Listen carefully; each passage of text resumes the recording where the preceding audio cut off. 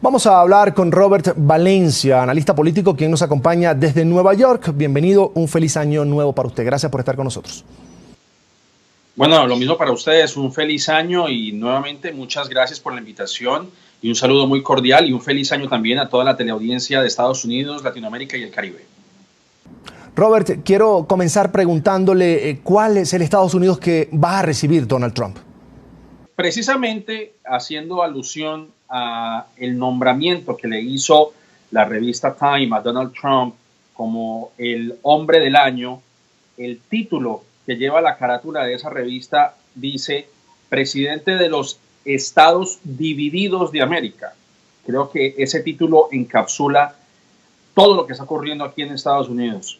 Obviamente la elección de Donald Trump no ha sido motivo de celebración para muchas personas. Y un ejemplo clarísimo es lo que vamos a ver en los próximos días cuando el presidente electo tome posesión el 20 de enero. Se calcula que van a haber protestas alrededor del lugar en donde se va a llevar el juramento. Estamos hablando de que conocemos como National Mall en Washington, D.C., que es el área, la zona verde que se extiende desde el Capitolio hasta el memorial de Abraham Lincoln.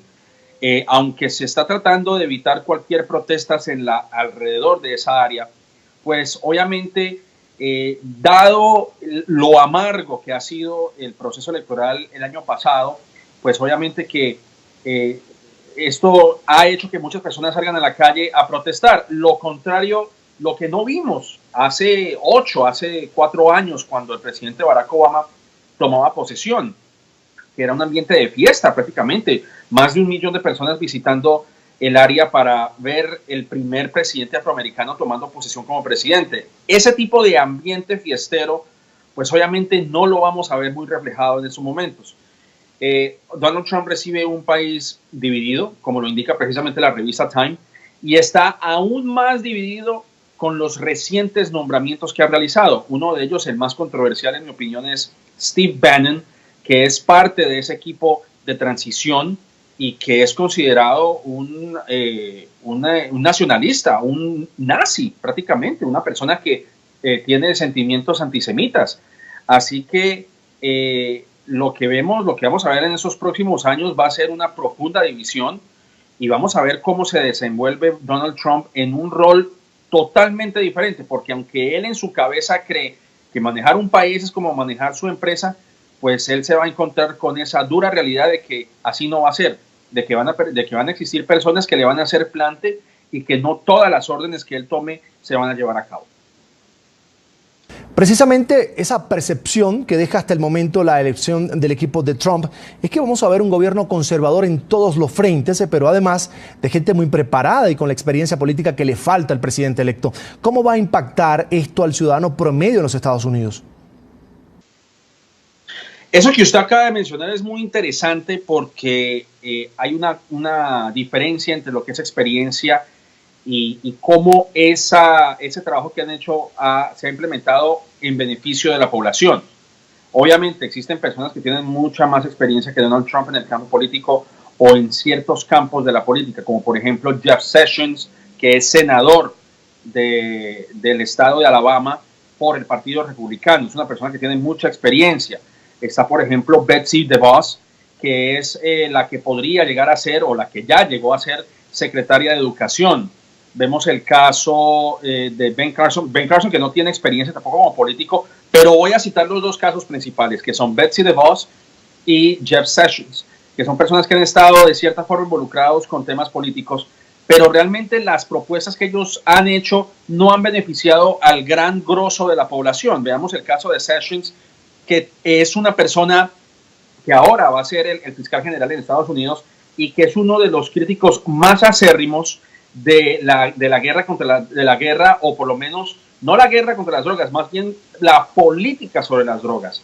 Y obviamente lo que vimos, por ejemplo, el 8 de noviembre fue que el movimiento pro marihuana tuvo una victoria avasalladora. 8 de 9 estados que votaron a favor del uso de la marihuana, bien sea con fines recreacionales o con fines médicos, pues ahora algunos de esos estados están pavorosos de que Jeff Sessions puede llegar a cometer algún tipo de influencia para que se pueda reversar esa tendencia. Es decir, hay mucha expectativa al respecto. Vemos el caso de Betsy DeVos, que ahora va a ser la secretaria de Educación y que es una de las principales propulsoras de lo que se llama charter schools, es decir, son estas escuelas que son mitad privada, mitad pública, y que se ha comprobado que ese tipo de sistemas abre la brecha del desfavorecimiento de los estudiantes. Es decir, no todos los estudiantes son beneficiados con un sistema como ese. Y muchas de esas personas pues son muy críticas de los sindicatos que han logrado mantener muchos de los puestos en distintos sectores de la población. Y bueno, no hay mucha esperanza, sí, como usted lo acaba de mencionar, es un gobierno que va a ser supremamente conservador. Muchas de las personas que están con Trump creen, por ejemplo, en lo que se llama provida, ¿no? Es decir, mujeres que deben ser penalizadas o castigadas para que no practiquen el aborto. Es decir, muchos de ellos no creen tampoco en el matrimonio entre personas del mismo sexo. Así que Donald Trump está a punto de convertirse en uno de los presidentes donde puede fortalecer mucho más ese sentimiento conservador. Y ahora, cuando van a haber jueces en la Corte Suprema que están a punto de retirarse, por lo menos 3 o 4 ya están por retirarse, así que tiene esta oportunidad de oro para cambiar para siempre, porque no solamente son sus 4 años o los 8 años en los cuales podría Donald Trump quedar como presidente, sino que va a sentar un precedente que puede cambiar la vida de los estadounidenses en todos los aspectos, tanto en el aspecto migratorio, como en el aspecto de salud, como en el aspecto ambiental, como el aspecto laboral, en fin. Va a afectar la vida de muchos estadounidenses, de eso pues obviamente no nos cabe duda. Ahora, ya que menciona la elección para la cartera de educación, quisiera preguntarle cómo se prevé que sea la actuación de Donald Trump frente a los créditos universitarios. En campaña lo escuchamos en un tono muy fuerte sobre la deuda estudiantil, sobre todo cuando Hillary Clinton pues flexibilizó su posición para intentar ganar el electorado que seguía a Bernie Sanders, que eran precisamente los jóvenes preocupados por este tema. Sí, lamentablemente yo creo que el tema de la educación va a ser un punto de contención bastante fuerte, indudablemente, porque algunos de los miembros del gabinete de Donald Trump, por ejemplo, no creen en liberalizar o poner programas gratis a algunos de los programas que existen en las universidades. Ellos no creen que los programas deban ser gratis para todo el mundo. Pero obviamente existen personas que todavía están en el Congreso, como por ejemplo Bernie Sanders, como Elizabeth Warren, que es para muchos una de las mujeres líderes del movimiento progresista en Estados Unidos, que han abogado precisamente para que tanto los estudiantes aspirantes a la universidad no deban pagar enormes sumas de dinero, como también se está haciendo campaña para que se les perdonen la deuda a muchas personas que han incurrido en gastos, en préstamos, lamentablemente, para poder subsidiar sus estudios. Entonces, obviamente que con una administración como la de Donald Trump y vuelvo y enfatizo en ese punto, lamentablemente se está rodeando de personas que tienen una visión muy radical del país. Los movimientos civiles están preocupados porque la presidencia de Donald Trump pueda reversar muchos de los alcances que se han alcanzado durante la administración de Barack Obama, valga la redundancia. Y entre ellos, por ejemplo, está el caso de DACA, que es esta ley que le permite a los estudiantes que nacieron aquí en Estados Unidos de padres indocumentados poder subsidiar sus estudios. Y él, bueno, aunque ha moderado su tono, todavía existe una gran incertidumbre si DACA va a ser derogado. Así que lamentablemente, en vez de mirar hacia adelante, en vez de utilizar los recursos humanos que tiene Estados Unidos como nación, de permitirle a esos estudiantes que ejerzan sus estudios, que puedan convertirse en los profesionales que tanto necesita Estados Unidos, particularmente en el campo de la ciencia, de la tecnología, de la matemática, de la ingeniería, pues simplemente quieren dedicarse a establecer leyes estrictas para que muchos de ellos sean deportados. Así que el tema de la educación obviamente que va a ser uno de los puntos más fuertes, un punto de contención tanto por el Partido Demócrata como por el Partido Republicano. Ahora, sobre el tema migratorio, ¿qué tanto puede hacer Donald Trump sin la ayuda de poderes como el legislativo, por ejemplo? Bueno, ese es un punto muy interesante porque obviamente muchos nos preocupamos porque Donald Trump va a ser un dictador o que simplemente va a prestar oídos sordos a lo que digan las otras ramas del poder, como vemos, por ejemplo, en muchos casos en los países latinoamericanos. Bueno, en Estados Unidos existe un sistema en inglés precisamente que se llama Checks and Balances o chequeo y balanceo. Bueno, eso más o menos sería la traducción literal de lo que eso significa. Checks and Balances es la limitación de los poderes o por lo menos la supervisión de una rama del poder hacia la otra. Es decir, los legisladores supervisan lo que propone el presidente, la rama judicial supervisa lo que sale de la parte legislativa o de la parte ejecutiva y así se forma como un círculo en el cual una rama supervisa a la otra.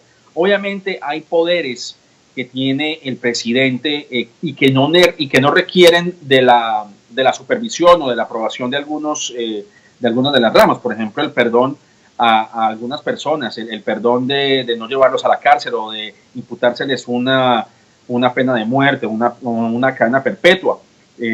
Por ejemplo, lo de DACA es algo que lo puede hacer el presidente, bien sea derogarlo o no. Hay otras cosas que tiene que contar con la aprobación del Congreso, por ejemplo, como aprobar un sistema completo, un sistema integral de inmigración, que fue lo que se trató de hacer incluso durante la administración de Barack Obama, con la llamada pandilla de los 8, es decir, 4 republicanos y 4 demócratas, donde estos dos grupos trataron de buscarle una solución a la situación de los inmigrantes, de legalizarlos, de ponerlos en un sistema donde ellos podrían convertirse en ciudadanos, etcétera. Pero lamentablemente esto no se concretó. Entonces, el tema de migratorio, bueno, todavía, como le digo, queda en limbo realmente, no sabemos qué es lo que va a ocurrir. Existe mucha incertidumbre en Estados Unidos precisamente a raíz de una administración de Donald Trump, precisamente por el temor de que no sabemos qué va a ocurrir. No sabemos si se va a construir el muro, que es lo que a mi juicio es una ridiculez realmente. No sabemos si se va a implementar una base de datos donde se incluyan personas de origen musulmán. Es decir, este tipo de regulaciones que son autoritarias, pues no sabemos si van a ser implementadas o simplemente fue parte de una demagogía. Todo está realmente servido sobre la mesa, no sabemos qué va a ocurrir. Robert, 2 temas importantes, economía y salud. Al presidente Obama se le atribuye haber salvado a Estados Unidos de la crisis financiera de 2008, sin embargo, pues en campaña la economía fue tema principal de preocupación de los ciudadanos y Trump prometió utilizar su experiencia como empresario para hacer a América grande nuevamente. ¿Qué cambios sustanciales pueden venir por parte de Trump? Y además preguntarte si realmente hoy la economía está mal en Estados Unidos. Bueno, en cuanto al legado de economía, en cuanto a la política nacional y la política internacional, pues Donald Trump, que prometió hacer cambios enormes, pues yo creo que en la reunión que tuvo precisamente con el presidente Barack Obama se dio cuenta de la realidad, de que lo que prometió pues no se va a cumplir de la noche a la mañana. Por ejemplo, el caso del Obamacare, que aunque ha tenido cierta controversia porque no todas las personas pueden adquirir seguros médicos que les sirvan para sus necesidades, pero hay elementos del Obamacare que quiere mantener, como por ejemplo el hecho de que las compañías de seguros deban de prestar servicio a aquellas personas que tienen condiciones preexistentes. El presidente Barack Obama también deja un desempleo del 5%, ha generado trabajos cada año, o cada mes, mejor dicho. El déficit se ha reducido. En fin, el estado de la economía en la actualidad no tiene ninguna comparación a lo que vimos hace 8 años, cuando el presidente Bush entregó a un país casi en ruinas, cuando ocurrió esta terrible recesión económica del 2008 que dejó desempleado a muchas personas y que él, a través de su programa como el acta de reestructuración y de reconstrucción, Cash for Clunkers, que era este tipo de trueque de carros viejos a carros nuevos, en fin, él propuso distintas medidas que beneficiaron al país. Ahora vamos a ver si Donald Trump logra capitalizar sobre este legado, y obviamente pues va a haber cambios y van a haber oposiciones porque los republicanos quieren mantener una línea más conservadora. Pero yo creo que si vamos a ver cuál es el Donald Trump que veremos en los próximos meses. Si es el Donald Trump, el empresario que sabe los beneficios que le puede traer las políticas que ha implementado el presidente Obama, como por ejemplo el haber abierto relaciones con Cuba en el sentido económico, donde las aerolíneas están beneficiando porque ahora pueden viajar a Cuba y están abriendo nuevas rutas. Si él decide mantener esa política, si él decide hacer algún cambio en los tratados de libre comercio con México, con China, los tratados de libre comercio en Latinoamérica, como por ejemplo el caso de Colombia, el de Chile, el de Perú, el de Panamá, en fin. Creo que en esos momentos yo creo que el presidente electo se va a dar cuenta de que tiene que ser tomado con mucha cautela, con mucho cuidado, analizar los pros y contras, y de ahí, a partir de ese momento, tomar una decisión. Ahora, con Trump en la Casa Blanca, ¿qué va a pasar con la política internacional y de seguridad de Estados Unidos? O, por ejemplo, ¿cómo su cercanía con Rusia podría alterar el panorama geopolítico en Medio Oriente? Lamentablemente, Donald Trump presenta un cuadro de incertidumbre para muchos de nosotros. Mire usted, por ejemplo, lo que hizo hace unas semanas cuando llamó al presidente de Taiwán, o el presidente de Taiwán llamó a Donald Trump para felicitarlo, y esto empezó a crear molestias, empezó a crear un malestar dentro de las relaciones entre Estados Unidos y China. En fin, vamos a ver, por ejemplo, si él pretende derogar lo que se ha alcanzado, por ejemplo, con los acuerdos nucleares que Estados Unidos alcanzó con Irán. Vuelvo y me remito al tema de Cuba, el tema de Cuba, en donde no sabemos si él decide ejercer más presión o tener un tono más conciliatorio con la isla. Y en el caso de Rusia, bueno, obviamente Vladimir Putin yo creo que fue el único que celebró el triunfo de Donald Trump, porque seguro lo va a ver como un idiota útil o como un títere, así como lo había indicado Hillary Clinton en uno de los debates. Pero obviamente todo es una incertidumbre. Hay que recordar que Donald Trump es un demagogo, es una persona que simplemente lanzó una cantidad de promesas que ahora no sabe si va a cumplir. Y un ejemplo clarísimo era cuando en uno de los debates dijo: voy a crear un equipo especial para enjuiciar a Hillary Clinton. Y mire usted que ella no corre ese riesgo, porque Donald Trump simplemente no va a hacerle un juicio a Hillary Clinton. Él mismo lo había dicho. Entonces, obviamente que todas las promesas, todas las cosas que él ha dicho, pues no se sabe si va a cumplirlas. Pero el hecho de que un presidente electo las diga, obviamente que esto prende las alarmas en todo el mundo. Es una persona irascible, es una persona que va a Twitter a expresar sus quejas o su malestar o su incomodidad, en vez de tomar un tono más diplomático, que es lo que haría un político con mucha más experiencia. Es Robert Valencia, analista político internacional. Un placer haberlo tenido con nosotros. A ustedes muchas gracias por la invitación y un feliz año nuevamente.